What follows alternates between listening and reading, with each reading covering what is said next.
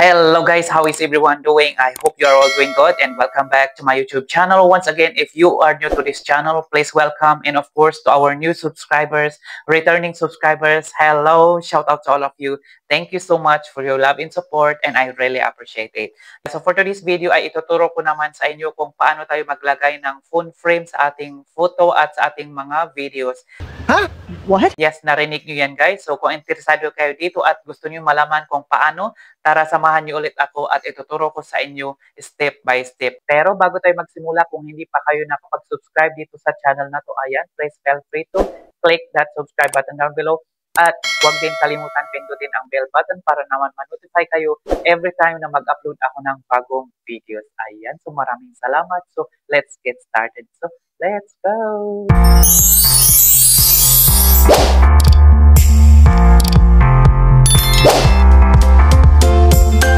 Okay guys, umpisahan na natin. Okay, so nandito na tayo sa ating phone frame or sa ating phone screen, I mean to say. Ayan, so open natin ang CapCut. So click natin to. Ayan, so once nandito na tayo, punta tayo dito sa create. Create tayo ng video. Okay. Tapos, alin ang lalagyan natin ng frame. Ayan, so punta muna tayo sa ating maglalagay muna tayo ng ating background para kitang-kita. Ayan. So, kung wala kayong background, punta kayo sa iyong photos. Hanap kayo ng gagawin yung background. Ayan. Kumbaga, gawin natin itong background. Try natin ito. Oh, video pala ito. Wag yan. Okay. Hanap muna tayo ng background sa ating mga photos. Yan. Saglit lang guys. Ha? Hanap tayo. Okay. Scroll. Ayan, kumbaga ito gawin natin, background natin. Ayan, so itong background natin, gawin natin yan, add. Click natin itong add. Ayan, tapos adjust din natin kung anong size ang gusto natin. Click natin to, i-tap natin itong photo, background photo natin. Tapos i-scroll natin ito, ayan, crop natin. Click yung crop. Tapos depende sa inyo yan kung gusto niyo yung 9:16, ito yung para sa Reels. At 16:9 naman is para sa YouTube. At sa Instagram naman itong 1.1. Ayan, so punta tayo dito. Try natin dito sa ating 16:9 and ganyan. Tapos syempre adjust na yung background nyo. Saan yung ilalagay. Ayan, ganyan. Kumbaga ganyan siya. Ayan, so adjust natin ng ganyan. Ayan, so gamit tayo ng 16:9. So pag okay na yan, check natin okay. Ayan, so okay na yan. Ito na yung background natin. So, mag-o-overlay tayo ng ating phone frame. Ayan. Lalagyan natin ng phone frame, I mean to say. So, overlay. Add overlay tayo. Ayan. Or, tama ba? Ayan. Add overlay. Oh, no. Sorry. Okay. So, magdadagdag tayo. Mag-a-add tayo na, okay. Tap muna natin yan. Okay. Click natin tong overlay. Add overlay. Tapos, hanap tayo ng ating photo. Ayan, kagaya nito. Ayan, ito. Photo natin. Add natin yan. Yan, so, umpisahan mo natin sa photo. Ayan, guys. Tapos, adjust nyo rin ito, guys. Adjust natin yan ng 16:9. Okay, crop natin. Ilagay natin ang 9:16. Ganyan siya. Tapos, adjust yung photo. Ganyan. Kumbaga, ganyan siya. Laki pala ng photo ko. Ayan, ganyan. Ayan, so ganyan siya. Tapos, okay na yan. Okay, so ang gagawin naman natin, lalagyan natin ng phone frame, di ba? Ayan. So adjust muna natin ng konti. Ito, click natin, i-tap natin to, tapos i-move natin ng ganyan. Okay, tapos balik tayo dito. Ayan, hanapin natin dito yung sticker. Ayan, so punta tayo dito sa sticker na to. Okay, search. Medyo matagal. Okay, so dito mahirap hanapin yung phone frame. So i-search na lang natin dito. Search natin dito. Phone frame. Phone frame. Ayan. Tapos, okay. Ayan, so dito sa una, ayan. Actually, maraming mga choices kayo diyan kung gusto niyo, pero ito ang lagi kong ginagamit, ayan, phone frame ito. Ayan, so tapos andito na siya. Click natin 'to, adjust natin, ayan, check natin 'yan. Adjust natin yung phone frame, ilagay natin dito sa gilid ng ating phone. Ganyan, adjust natin. Ayan, so 'di ba nandiyan na? Ayan, so ganyan siya guys, ayan. So 'di ba nakita niyo na yung phone. Ito na yung phone frame photo natin, ayan, ganyan siya. So ngayon naman ang gagawin naman natin 'pag okey na tayo dito, ayan, so alam niyo na kung paano tayo maglagay ng ating phone frame ay dito lang naman sa sticker ng ating CapCut, apps. Okay, so ang susunod naman natin gawin ay video, ayan. So, okay, next natin, tanggalin muna natin yung photo, delete muna natin 'yan. Delete muna natin yung phone frame, ayan, para at least malaman niyo kung paano nga. Okay, so ngayon ang gagawin naman natin is mag-a-add overlay tayo ulit ng video, ayan. So, add overlay. Click natin 'to, add overlay. Okay, tapos video, hanap tayo ng video natin, ayan. So, hanap tayo ng video, yung maiksi-iksi muna para malagyan natin phone frame. Ayan, kumbaga okay, kumbaga ito maiksi lang siya. Ayan. Bakit di ko pause muna natin. Okay, tapos add natin. Adjust natin 'tong photo. Ay video ito.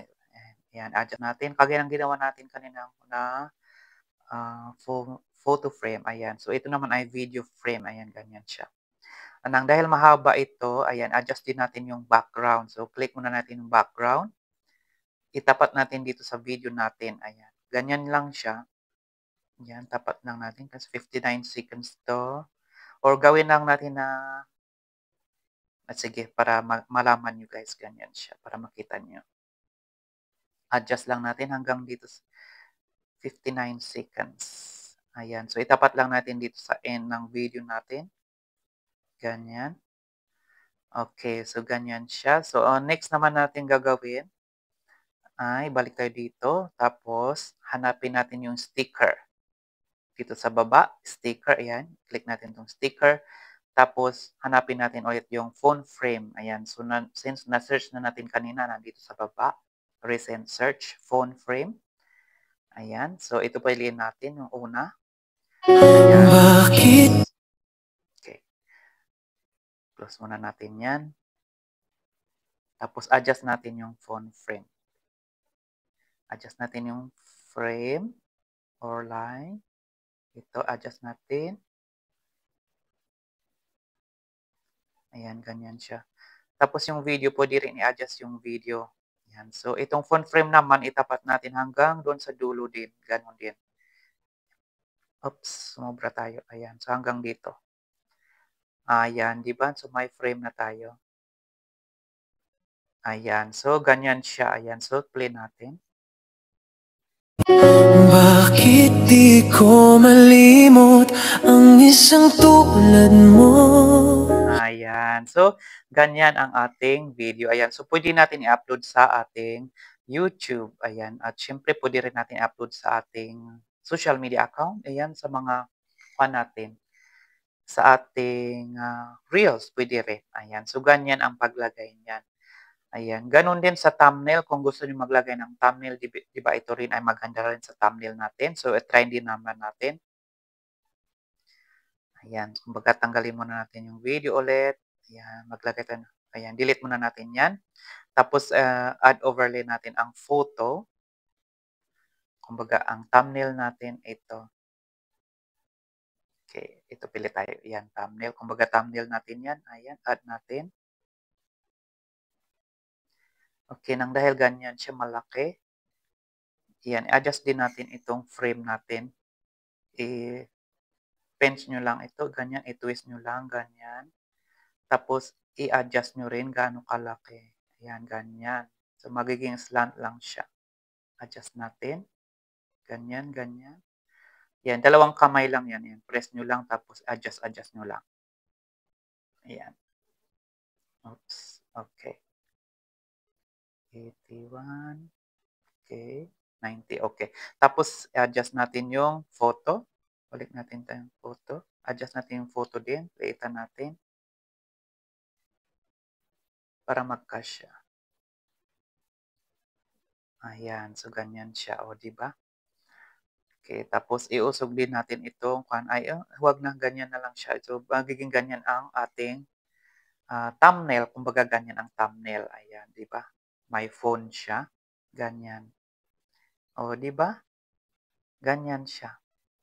'Di ba at least meron na kayong thumbnail 'pag slanting, 'yan pa. Ito kasi maganda rin itong thumbnail na ito para sa YouTube natin. 'Yan yung mga nagyo-YouTube diyan. So, ganyan ang paglagay ng ating at siyempre 'pag okay na 'yan, puwede niyo ng i-export, ayan. So, lahat-lahat na 'yan 'pag nagawa niyo na lahat, ayan, kung okay na yung phone frame, lahat na 'yan puwede niyo ng i-export. So, i-click niyo lang itong export na 'to. Export natin, kumbaga ganyan, export. Okay. Tanggalin muna natin ito. Adjust muna natin para kumbaga mahaba. Adjust natin hanggang ganyan. Adjust natin hanggang dito. Ayan, ganyan. Oops! Batay na balik tayo dun. Okay. Ayan. So, pag okay na ito, pwede nyo rin i-export. Or pwede rin kayo maglagay ng mga title dyan. Ayan. So, i-click nyo lang itong export. Ayan, ganyan. Ayan. So, wait nyo lang, ma-export siya. Ayan. So, wait lang natin hanggang matapos dyan. Hanggang mag 100%. Ayan, so malapit na, 77, 78, 80, ayan. Medyo mabilis lang naman ito. Ayan, wait lang natin hanggang 100%. Ayan. So, click natin yung done. Ganyan siya. Tapos, balikan natin doon sa ating, ayan. Ayan, so nandito na siya. Ganyan siya. Ayan, at siyempre kung gusto niyo na naman, picture lang. Ayan, pwede niyo nang i-screenshot. Click lang natin ito. Ito nandito sa taas. Ayan, click natin yan. Ayan, na-screenshot na natin. Tapos, i-adjust, edit lang natin. Framing. Ayan, ganyan siya. Tanggalin lang natin yan. Okay, pag okay na yan, done. O, di ba? Ganyan. So, meron na kayong thumbnail. Tapos, save na yan. Ganyan siya. So, ganyan siya guys. Ayan, madali lang naman mag-edit ng ating phone frame or phone photo or phone video. Di ba? Madali lang siya. Pero syempre ito ay mga perfect sa mga baguhan or mga beginners pa lang na nag-i-edit. Ayan. So, that's it for today guys. So, thank you so much for watching. Bye! So, ayan, sana may natutunan kayo dito sa ating tutorial at syempre, most especially sa mga beginners pa lang.